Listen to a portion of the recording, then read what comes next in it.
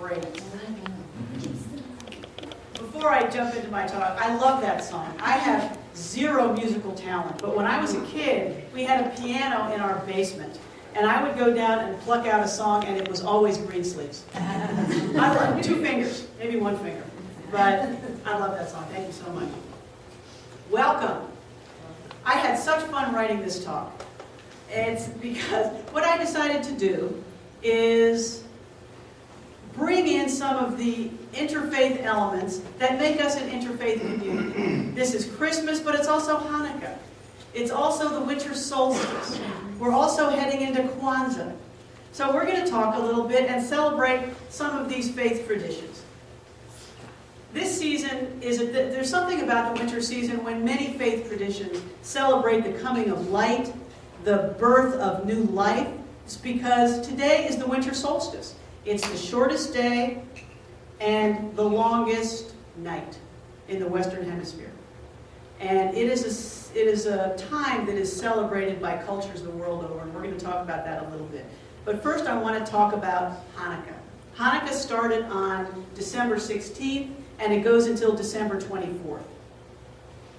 The story is found in the book of 1 Maccabees, which if you have a Bible that has an Apocrypha, you will find it. I actually have a Bible that has the Apocrypha in it. So I found and read the story of Hanukkah. In the 2nd century BCE, the land that we now call Israel was part of the Syrian Greek Empire. The Jewish people were subject to King Antiochus IV, who was a total despot. What his goal was to annihilate not only Jewish religious practices, but Jewish ways of thinking. He wanted to assimilate the Jewish culture into the Syrian Greek culture. And there was a local rebellion in Jerusalem. Thousands of Jews were killed. And so Antiochus came in revenge for this rebellion, and he prohibited Jewish practices. He prohibited the observation of the Sabbath. He prohibited circumcision, he prohibited dietary practices, and he said, no, you all need to practice what I practiced. You need to worship the Syrian gods. Many villages gave in to avoid being totally exterminated, because what he did when people didn't follow his lead, he just went in and exterminated them. You see that a lot in the Bible. God gets mad, thousands die. That Old Testament stuff, it makes you wonder. Anyway, Antiochus was like that. So he went in, he took apart villages. Eventually, as the Syrians traveled around, they came to a village where there lived an old man named Mattiyahu. They demanded that Mattiyahu and his sons worship the Syrian gods. And Mattiyahu and his sons said, no, we will worship the God of Abraham. And one of the villagers came forward, and he kind of agreed with Antiochus, and so he started to worship the Syrian gods. And Mattiyahu became so enraged that he killed this guy. And then he and his sons' friends fell on the Syrian soldiers and killed them as well. They then, because they were smart people, fled to the hills. So the theory is take a stand and then run for the hills. No, they knew that there's a talk there somewhere. They knew that Antiochus was going to come in and take revenge, obviously. Before his death, Mattiyahu called his sons together and urged them to continue the fight, to maintain Jewish culture, to maintain their ability to worship and their way of life. Their leader in war was going to be one of his sons, Judah the Strong, or Judah Maccabee. Who's heard that word? Who's heard of Judah Maccabee? Yeah. His name means, who is like you, O God? And so Antiochus came in, he sent tens of thousands of soldiers, but the miracle, the first miracle of Hanukkah, is that the much smaller group defeated Antiochus and his soldiers. The Maccabees, much smaller in number, with God on their side, defeated the much larger force. This is the first miracle. The second miracle is the one we heard about in our reading, and thank you, Corbin, you did a great job. Antiochus and his men had defiled the second temple, which had been rebuilt. And so after the Jews defeated Antiochus, they went back and they cleaned out the temple. They wanted to rebuild the temple. They wanted to reconsecrate the temple. And so they went in, they cleared out the idols, they built a new altar, but the gold menorah that they had, and if you look behind me, you see all our interfaith symbols. We have a menorah, right? And I actually learned a lot about the menorah as I was preparing this talk. I didn't know. But the menorah has 8 candles for the 8 nights of Hanukkah. And the one in the middle is always different. It's a watcher candle. And you light that first, and then you light the others in sequence. And there's a very particular sequence to doing it, one for each of the 8 nights of Hanukkah. I think now we are in the 6th night, I want to say. Today is the 6th night of Hanukkah. Anyway, so they went in and they reconsecrated the altar, and they had to light the candle. They had to light the menorah. But there was only enough oil to keep burning for one night, as Corbin read. And so what did they do? In faith, they lit the candle. They said, this is all we have, but they lit it anyway. The second miracle of Hanukkah is that God kept the candle burning until more oil could be found. And so today, Jews all over the world celebrate that miracle. The first, the defeat of Antiochus, but primarily the miracle of the oil. That's why Hanukkah is called the Festival of Lights. Jews today light the menorah for 8 days, celebrating God's miracle and that God's message that they were delivered out of the darkness of tyranny. Now, Hanukkah is a time to celebrate hope and miracles, light in a time of darkness, freedom from tyranny. Surely the Maccabees were facing a very tough time. They were facing a very dark and a terrible time. They knew that God ultimately would see them through to the light, and that was their faith. That was when they lit the candle and they knew that it would keep burning. Stories like the Hanukkah story, as Corbin read, they remind all of us that at the end of a long darkness, whatever that darkness is, light is always coming. That is the miracle of this season. The Hasidic master Ar Yehuda Leib Alter of Ger, known as the Sifas Emes, took it a step further. His lesson was not that Jews need to light the candle, but the Jews need to be the candle. That we all need to be the light in the world. The Hanukkah message is that we are to bring light to places of vast darkness. As he's put it, a human being is created to light up this world. As it says in the book of Proverbs 20:27, the soul of man is the lamp of God. What this means is that ultimately our task is not just to light candles, which we do. We're going to do it on Christmas Eve. Our job is to be the candle, lighting darkness where we can. As human beings, we have the potential, we have the obligation, we have the opportunity every day to be the light that brings God's presence and God's love into a world that can be very dark. You know, it's funny because this includes kind of our own worlds. As I was getting ready for this talk, I was thinking my talk was the miracle of beginnings. And all I could think as I looked around is I saw a lot of endings. I saw people undergoing sickness, death, job transition, fear, isolation. And I thought, what am I going to say about beginnings? Because I was personally feeling a lot of transition. For those of you who know, I'm leaving a job, I'm starting another. I have friends who are doing the same thing. I have people very close to me who are sick. I have people very close to me who have passed away. So what is the message we bring to each other of light in this holiday season? The lesson of Hanukkah and the lesson of different faith traditions that we celebrate, that we talk about, is that God's light through us continues to shine in dark places if we take the step to light that first candle. What's interesting about the Hanukkah story is that the Jews didn't wait. They didn't stand there with an empty menorah and go, time for a miracle. We are co-creators. They lit the first candle. Remember that talk I gave a while back where I said all we have to do is extend, all we have to do is reach out? It's the same thing. What the Jews did is they didn't wait for God to say, okay, I'm going to do it, let's see something miraculous happen. They lit the first candle. We take the first step. One thing we know, and we know that very well in this community, is that God is always with us. God is always as us. God is in our very DNA. As it says in the Quran, God is as close as the vein in your neck. And what can be closer than that? that still requires us to act. We are not passive observers of God's action in our lives, whether we call them miracles or not. And miracles is a whole nother question. I actually started thinking about what miracles were, because instead of focusing on beginning, I focused on miracles.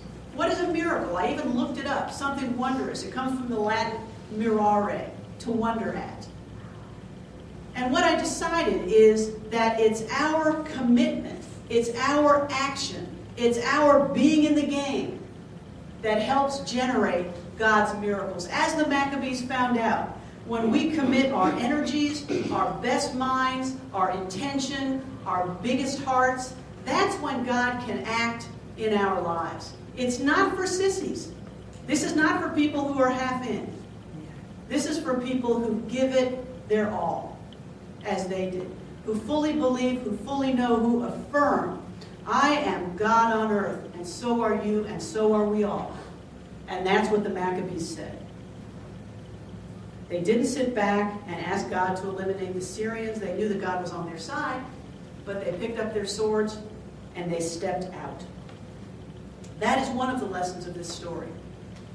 Co-creation is not for those who are only half in the game. Now, there's also a time of miracles in the Christian tradition. Christmas is 4 days away. God's gift of his only Son to be born as a human, to suffer, to die, to give us the gift of eternal life. That is one way to look at the story. We honor that way. Many of us grew up knowing that was the story and participating in that story. I have to tell you a little story. This is a Christmas story. When I was a kid, I don't know if I told this story before, but when I was a kid, we had a junior choir. And it was the only time the kids would sing. Okay, so I'm in the junior choir and I'm waiting to go on. And there's a blackboard there, and I wrote in big words on the blackboard, I am God. I'm not making this up. This was in an Episcopal church. I was very New Thought even then. I think I was like 10. And the minister came in, he was so appalled, he looked at me and goes, no, you're not. And I kind of thought, how would my life have been different? Wow. If somebody had said to me, yes, you are. And what are you going to do about it? Think about that. You know? But it was so funny, like, I am God. I'm like, well, sounds good to me. So, and then 40 years later, when I come to New Thought, I found out, my God, I was right. Yes, you are. Oh, some people have a longer journey than others. Okay. Now, one of the ways we look at the Christmas story in a tradition of New Thought is that we know that Christ was born not in one man, but Christ is born in all of us. That is what we celebrate in the Christmas season. That is what we unpack. We go through all year just adding layers of concern and worry and stress and stuff. And then Christmas comes. Melanie's laughing, yeah, helping us get rid of the stuff. Then Christmas comes. And we think, wait a minute, lighten up. The spark is in here. God is in here. All we need to do is remember. And that's what the Christmas story helps us do. Help us remember that the Christ consciousness is that little essence in each of us. It's the spark that animates us. It's the energy that drives us. It gives us our soul, our heart. It gives us our connection. And what can be more precious than that? The other thing this view of the Christmas miracle does is, like the Maccabees, it removes us from being observers. It removes us from being sitting in the movie seat looking, oh, Jesus was born, woo, good deal for me. All I need to do is worship him and I'll be fine. No, it turns us into co-creators. We got to get up, we got to act, we got to move out. And when we do, God will move in our lives. We know that to be true. We see it every day. We are not observers. We are in the game. That is the lesson of Christmas. We become candles by turning on and getting in the game. So Judaism and Christianity are not the only faith traditions that celebrate the coming of the light, the birth of new beginnings at this time of year. Today is December 21st. What a wacky coincidence is that? It is the winter solstice today. Pagan cultures all over the world are celebrating the winter solstice today. In the southern hemisphere, I guess it's the longest day and the shortest night. I was very bad at geography, literally. I once put the Pacific Ocean in the English Channel. So, I'm not making that up. So, I may not get it right. But today is the winter solstice. Cultures all over the world have celebrated it. It's the festival of Yule. And in the Christmas holiday, we have the Yule log. How many people talk about Christmas, burning the Yule log? Yes. Well, pagan Druidic backgrounds. They hang mistletoe, they hang holly, they hang all those things which we deck the halls with in the Christmas tradition. One of the things that I was reminded of in preparing for this talk is how similar and how connected the different faith traditions are. How many of our Christmas traditions started in the ancient Druidic pagan cultures? Many of them. I won't even talk about all the parallels about saviors being born of the virgin birth on December 25th. That is a different topic. But, okay, now here, because every talk with me has to have this fascinating trivia, here it is. Christmas as we know it is a relatively recent entry into the list of winter celebrations. Hanukkah has been celebrated for thousands of years. The pagans, the Druids have celebrated the solstice for thousands of years. Christmas didn't come into existence until the 4th century BCE. No. Yeah, the 4th, no, CE. Yeah, 353 CE. See, I told you about this stuff. Pope Julius I, they decided that they needed to celebrate Christ's birth. Because before that, they had really just focused on Easter. But they decided that they needed a different holiday around this time frame, so Pope Julius I chose December 25th. That's 400 years after the birth of Christ. Christmas came into celebration. Now, does anybody know why they came up with Christmas? Because what the Romans were trying to do is they were trying to implant a Christian holiday over the Roman holiday of Saturnalia. And that was an absolute drunk fest. People would, I mean, look, I was reading these descriptions. People would drink, they would take their clothes off, they would party, they would kind of stagger around town. And so the Romans and the church were attempting to put some order on the holiday of Saturnalia. The problem was, everybody who was celebrating was happy to call it Christmas, but they did the same thing. Really, it was kind of like, Christmas meets Animal House. So, it was kind of wild for a while. But another interesting piece of trivia, I found out that for a while, Christmas, because of this, was banned in Massachusetts. Did you people know that? I am not making that up. Starting on May 11th, 1659, the Puritans banned Christmas because of the absolutely debauched way in which it was being celebrated. This is the decree that they posted. May 11th, 1659.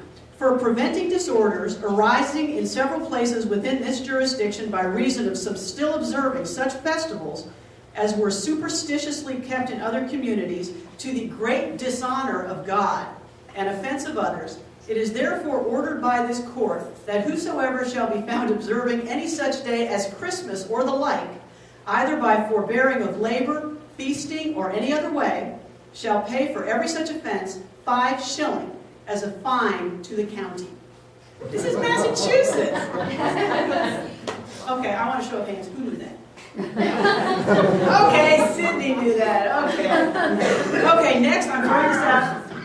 Who knows when the first English reference to December 25th as Christmas Day was? Can anybody answer that? No. Does anybody want to guess? No. 1043. The first English reference to December 25th is Christmas. It's pretty recent. Okay, that is interesting trivia. But at the end of the day, it doesn't matter. The bigger question is, aren't all these celebrations, in whatever form they take, in whatever we celebrate, wherever, however we celebrate, aren't they really confirming for us the same essential thing? Aren't they really confirming for us that we are people of hope? We are people of light, with faith in the source of all creation, no matter what we choose to call him or her or it. That is what they all do. They all call on the same source, the same flame within all of us. Whether you call it God, Yahweh, Vishnu, anything. It's the same yearning in all our hearts. Don't you think? Yeah. It confirms that we draw courage from knowing that we are connected to something more than ourselves, that we are not alone, and that our lives have meaning. We are here for a reason. We are here to be lights in the darkness for each other. As Rabbi Moshe Davis said, a candle is a small thing, but one candle can light another. And see how its own light increases as a candle gives its flame to the other. You are such a light.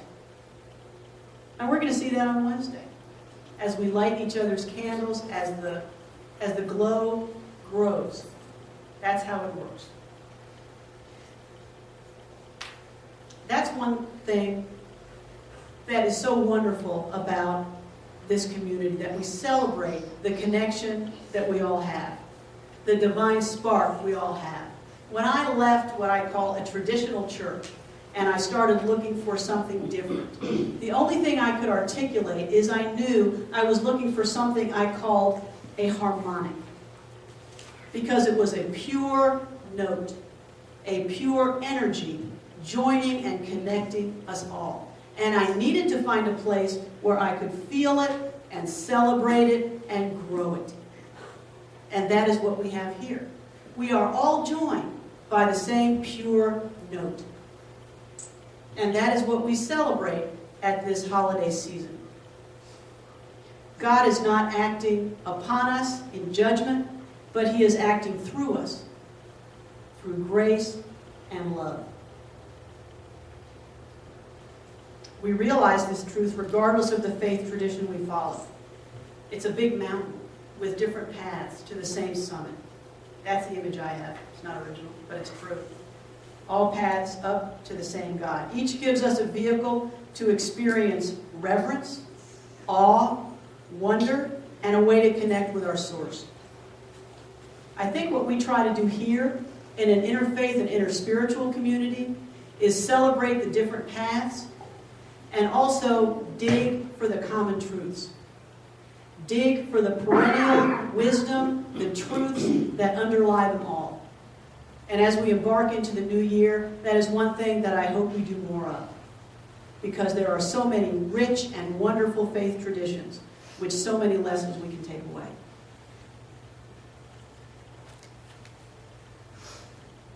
However, today, it's almost Christmas. It is Hanukkah. It's the Winter Solstice. Kwanzaa begins on December 26th and continues until January 1st, celebrating the values of family, community, and faith. We celebrate that holiday as well. We have so much to celebrate, and people everywhere are doing it in so many different and wonderful ways. However, in the end, whether we light a candle, we build a bonfire, we do it for the same purpose and with the same intention. We remember, we affirm, we celebrate that we are God's light in the world. So, happy Hanukkah, blessed Yuletide, Heri, Kwanzaa, and Merry Christmas.